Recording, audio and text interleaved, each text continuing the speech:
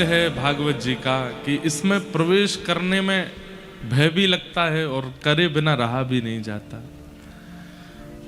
पर हम अब और अधिक इस विषय पर नहीं बोलेंगे। भगवान मथुरा पहुंचे और मथुरा जैसे ही पहुंचे हैं, मल्लानाम असनिर्णिनाम नरवर स्त्रीणाम स्मरो मूर्तिमान गोपानां स्वजनो सतां क्षितिभुजां शास्त्रा सुपित्रो शिशु मृत्युर्भोजपतिर्विराट विदुषां तत्त्वं परं योगिनां वृष्णीनां परदेवतेत विदितो रंगं गतः साग्रज। अपने अग्रज बलराम जी के साथ जैसे ही ठाकुर जी ने मथुरा में प्रवेश किया, मल्लानाम मशनिर्णिनाम नरवरः, बड़े बड़े योद्धाओं को ठाकुर जी योद्धा के रूप में, मल्लों को ठाकुर जी मल्ल के रूप में दिखाई दे रहे हैं। जैसी जिसकी भावना है वैसे ठाकुर जी दिख रहे हैं।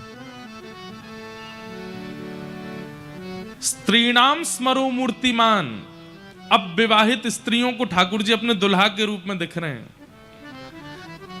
बूढ़े बड़े माता पिताओं को, दादी दादाओं को ठाकुर जी अपने नाती पोता के रूप में दिख रहे हैं। छोटे बालकों को अपने सखा के रूप में दिख रहे हैं। सबकी भावना के अनुरूप ठाकुर जी अलग अलग दर्शन दे रहे हैं। लेकिन 50 सिड्डी ऊपर स्वर्ण सिंहासन पर बैठा मथुरा का राजा कंस, उसको ठाकुर जी अत्यंत काल रूप, अत्यंत भयभीत दिखाई दे रहे हैं। मृत्यु दिखाई दे रही है। मृत्युर्भोजपतिर्विराट विदुषाम तत्त्वं परम योगिनाम, योगियों को तत्व के रूप में, तत्वज्ञानियों को तत्वज्ञानी ठाकुर जी ज्ञानी लग रहे हैं। वृष्णीनाम परदेवतेत विदितो रंगम गतः साग्रज, और वृष्णी वंशियों को, यदुवंशियों को ठाकुर जी अपने पालनहार के रूप में दिखाई दे रहे हैं। ठाकुर जी ने रणभूमि में प्रवेश किया, कुबलिया पीड़ हाथी का वध किया, धनुष भंजन किया, मल्लों के साथ युद्ध किया। 50 सिड्डी ऊपर बैठे महाराज कंस के पास पहुंच करके केश पकड़ करके दोनों भुजाओं में उठा लिया। 11 वर्ष के ठाकुर जी ने विशाल कंस के रूप को उठा करके पृथ्वी पर पटक दिया। कंस की मृत्यु हो गई। बोलो कंस मर्दन भगवान की। अपने नाना यानी कि कंस के पिताजी उग्रसेन जी को मथुरा का राजा बनाया। ठाकुर जी तुरंत दौड़ करके कारागृह में गए और वहां जाकर के देवकी और वसुदेव अपने माता पिता को मुक्त किया। 11 वर्ष 56 दिन के लाला होकर के जब पधारे, देवकी मैया देख करके तो भाव विह्वल हो गई, बेहोश जैसी होने लगी। ठाकुर जी ने अंक में भर लिया। मैया को होश नहीं आया।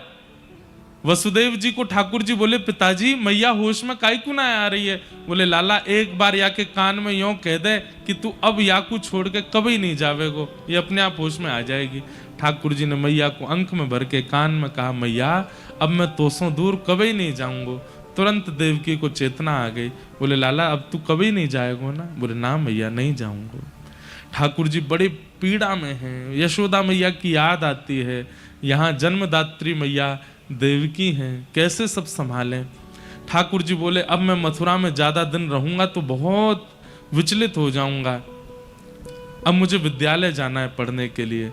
और 11 वर्ष 2-4 महीना के ठाकुर जी हुए, तब ठाकुर जी ने आज्ञा लेकर के आपके मध्य प्रदेश में विराजमान अवंतिका उज्जैन ठाकुर जी आए और वहां पर सांदीपनि उपाध्याय जी से ठाकुर जी ने विद्याध्ययन किया। भगवान का मुंडन संस्कार हुआ, चौड़ी चोटी रखी और यज्ञोपवीत संस्कार करके ठाकुर जी ने फिर वहां पर विद्या अध्ययन प्रारंभ किया।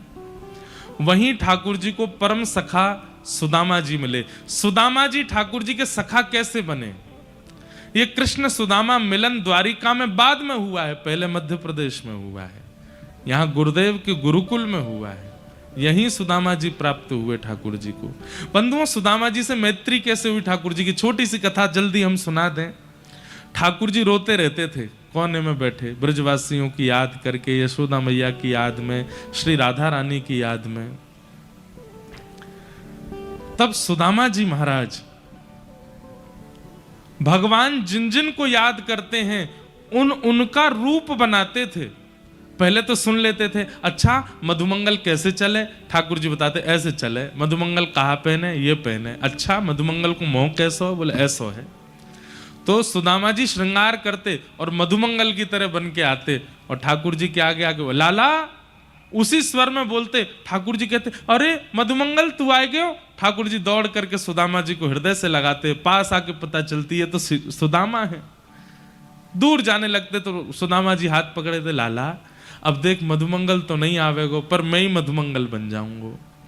स्वयं ही श्रीदामा बन जाते हैं। अरे कहां तक कहें, कभी कभी तो स्वयं यशोदा बन करके आ जाते हैं। ठाकुर जी गोद में लेट जाते हैं सुदामा जी की और अंक में भर के कहते हैं मैया मुंह को अपना दूध पिवाए दे। सुदामा जी हृदय से लगा लेते हैं।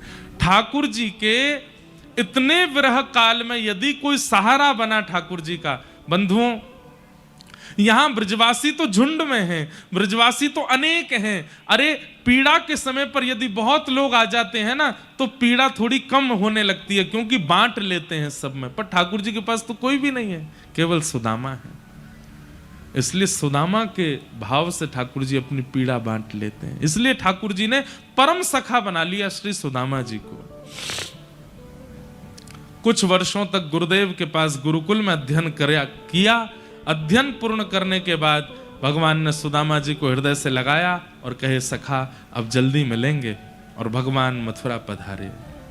मथुरा आते ही भगवान का राजकुमार भेष बना दिया। भगवान ने कहा हम राजकुमार नहीं बनना चाहते, ना हमें राजा बनना ना राजकुमार, नाना जी को ही रहने दो। व्रज की बहुत याद आई तो भगवान ने उद्धव जी को वृंदावन भेजा। उद्धव जी बोल के गए थे कि मैं शाम तक आ जाऊंगा, लेकिन 6 महीने लगे उद्धव जी को। वृंदावन गए तो 6 महीना बाद लौट करके आए। भगवान ने उद्धव जी से कहा उद्धव तुम तो कह के गए थे शाम तक आ जाऊंगा, फिर इतना लंबा समय क्यों लगा। उद्धव जी चरणों में गिर गए, बोले भगवान आगे की लीला किसी और को सौंप दीजिए, मुझे दे दीजिए, मैं आपकी आगे की लीला कर दूंगा, मैं गीता का ज्ञान कर दूंगा, मैं महाभारत के युद्ध में अर्जुन का सारथी बन जाऊंगा, सब द्वारिका लीला आदि में आप मुझे पूरा सौंप दीजिए, मैं आगे की पूरी लीला में, आप तो वृंदावन जाओ, आपके लिए इस ब्रह्मांड में वृंदावन से सुंदर स्थान नहीं है। नाथ कितना प्रेम करते हैं ब्रजवासी आपसे, आप वापस चले जाओ। भगवान ने उद्धव को हृदय से लगाया, उद्धव ये संभव नहीं, अब लीला आगे बढ़ाने के लिए मुझे जाना पड़ेगा। लेकिन मुझे बहुत प्रसन्नता है कि अब वृंदावन तेरे अंदर बस गया है। अब जब भी मुझे व्रज की याद आएगी मैं तुझे बुला लूंगा, तुझे बैठा लूंगा। क्यों? क्योंकि गोपियों ने तुझे प्रेम सिखा करके भेजा है। बंधुओं उद्धव कृष्ण संवाद अद्भुत है, अभी समय नहीं, मैं नहीं उसमें प्रवेश कर सकता, अद्भुत है।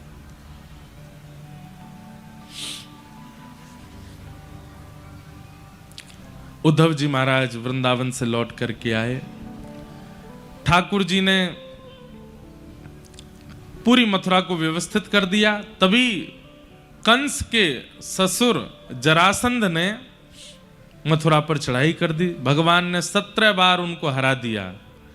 18वीं बार जैसी चढ़ाई की, ठाकुर जी ने विश्वकर्मा को आज्ञा की एक नई नगरी का निर्माण करो, क्योंकि ब्राह्मणों को अनुष्ठान पर बैठा के आया, मैं इसको मार नहीं सकता हूं, हम रण छोड़ करके भागेंगे। और समुद्र के बीच में नई नगरी का निर्माण हुआ। ठाकुर जी बलराम जी का हाथ पकड़ करके युद्ध करते करते रण छोड़ करके भागे। ठाकुर जी का नाम पड़ा रण छोड़ राय। बोलो रण छोड़ राय भगवान की, द्वारिकाधीश की। द्वारिका यदुवंशियों को लेकर के ठाकुर जी पहुंचे। वहां जाकर के पुनः उग्रसेन जी का फिर से राज्याभिषेक किया और द्वारिका का राजा भी उग्रसेन को बनाया। लेकिन पूरी द्वारिका नगरी ठाकुर जी को ही राजाधिराज कहती है। हमारे राजा यही हैं। राज पदवी पर उग्रसेन बैठते हैं, पर राजा श्री कृष्ण हैं। बलराम जी का विवाह रेवत राजा की पौत्री के साथ, रेवती के साथ में हुआ। और कुंडनपुर के राजा, विदर्भ के राजा भीष्मक की पुत्री रुक्मणी जी के साथ में भगवान कृष्ण का विवाह हुआ। क्योंकि रुक्मणी जी स्वयं लक्ष्मी हैं और लक्ष्मी श्री कृष्ण की ही हैं। नारायण की ही हैं। कृष्ण लक्ष्मी नारायण का विवाह हुआ। अब हम जल्दी जल्दी अपना प्रसंग सब पूर्ण कर देते हैं। भगवान के अष्ट प्रमुख विवाह हुए। भौमासुर राक्षस के यहाँ 16,100 कन्या बंदी थीं, उनको मुक्त करा करके ठाकुर जी ने उनसे भी विवाह किया। तत्पश्चात 16,108 ब्याह हुए। भगवान की दिनचर्या ग्रहचर्या का सब वर्णन किया। सुदामा जी का भगवान से मिलन और द्वारिका की ये मधुर लीला हुई। तत्पश्चात भगवान के यदुवंश को श्राप लगा। क्यों लगा श्राप?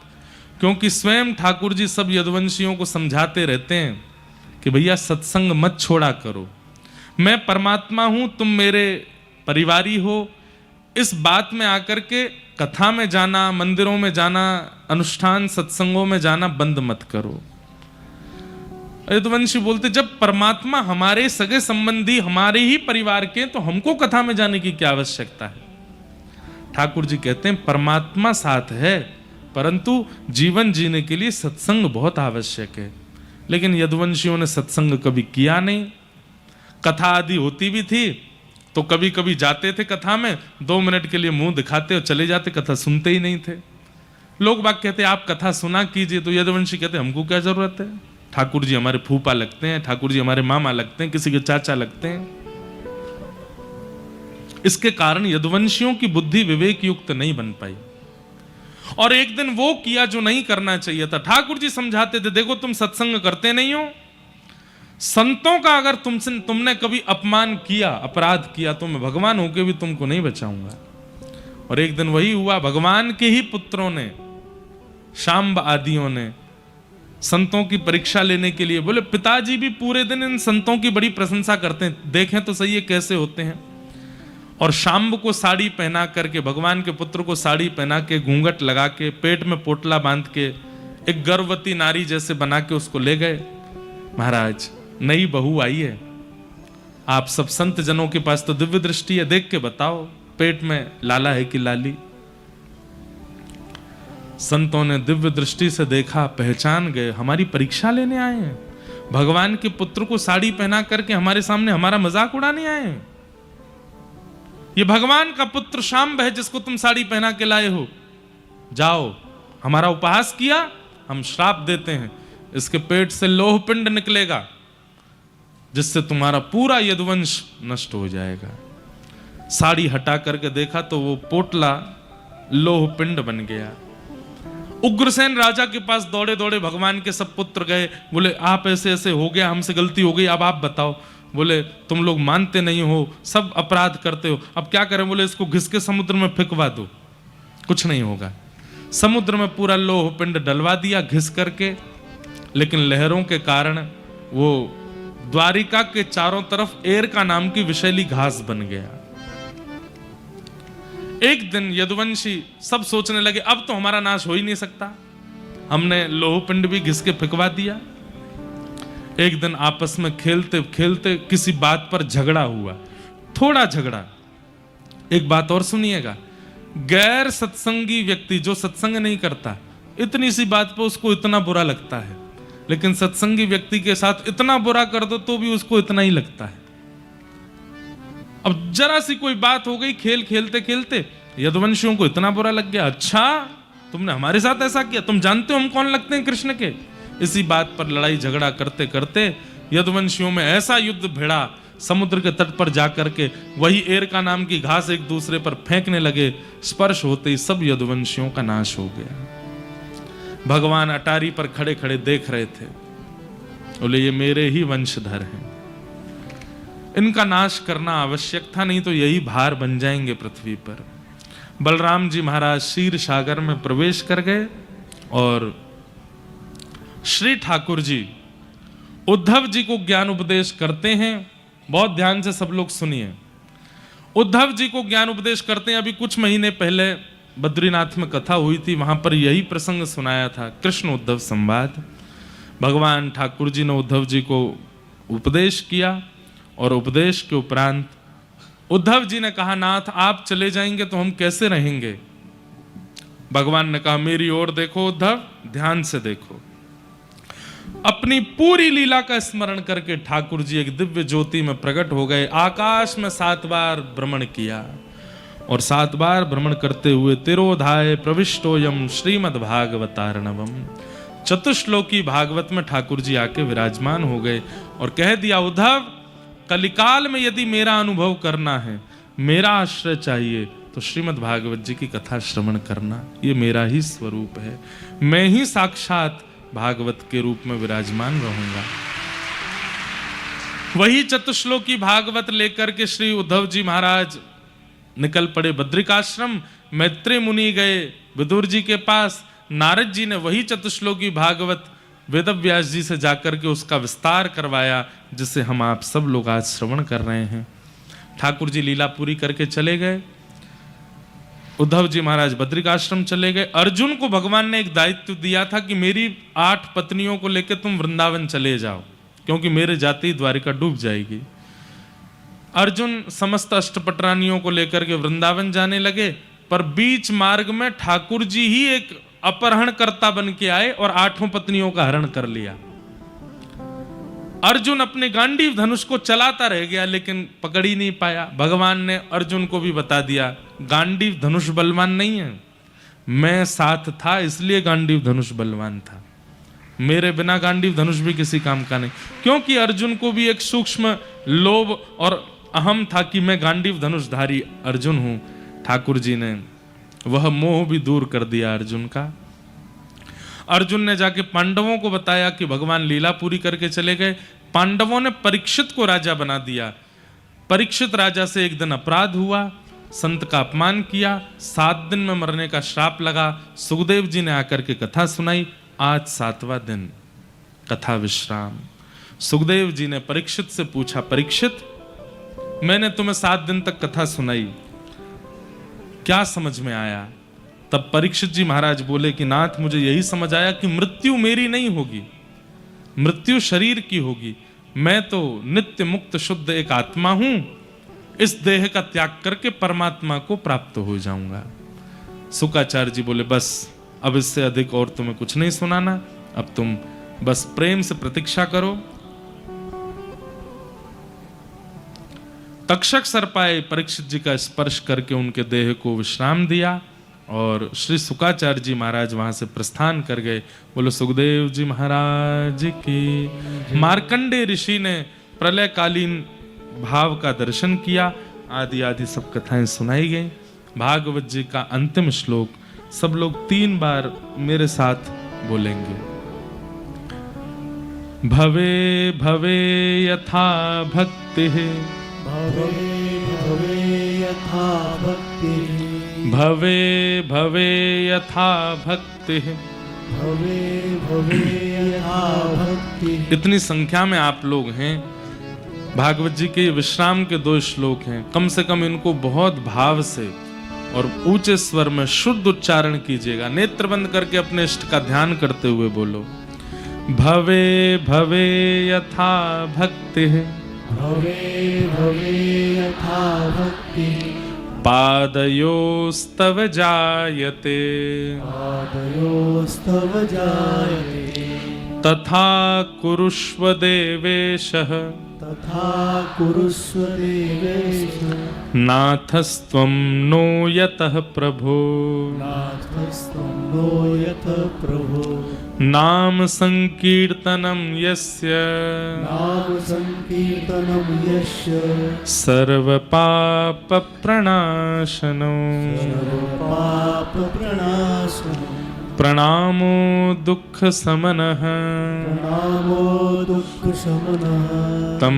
नमामि हरिं परम्, तं नमामि हरिं परम्। नाम संकीर्तनं यस्य, नाम संकीर्तनं यस्य, सर्वपाप प्रणाशनो, सर्वपाप प्रणाशनो, प्रणामो दुःख समनः, प्रणामो दुःख शमनः, तं नमामि हरिं परम्। नमामि हरिं। अंतिम बार बोलो, नाम संकीर्तनं यस्य, नाम संकीर्तनं यस्य, सर्व पाप प्रणाशनम सर्वपापप्रणाशनम् प्रणामो दुख समनः प्रणामो दुःखशमनः तम नमामि हरिं परम। तं नमामि हरिं परम्। जिन भगवान का नाम संकीर्तन समस्त प्रकार के पापों से मुक्त करता है, ऐसे प्रभु के पावन नाम को हम बारंबार प्रणाम करते हैं, बारंबार वंदन करते हैं और प्रार्थना करते हैं। जीवन से चाहे जो भी भाव निकल जाए, पर हे हरि आपका नाम मेरे चित्त से कभी ना जाए। हे नाथ मैं आपको कभी भूलूं ना। हे नाथ आप मुझे कभी बिसराओ ना। हे नाथ आपका नाम मेरे हृदय से कभी जाए ना। बस अंतिम श्वास जब भी प्रकट हो, हे नाथ आपका ये नाम सहज ही मेरे मुख पर आ जाए और आपका नाम स्मरण करते हुए मैं प्राणों का त्याग करूं। ऐसी भावना के साथ भागवत जी को बारंबार प्रणाम।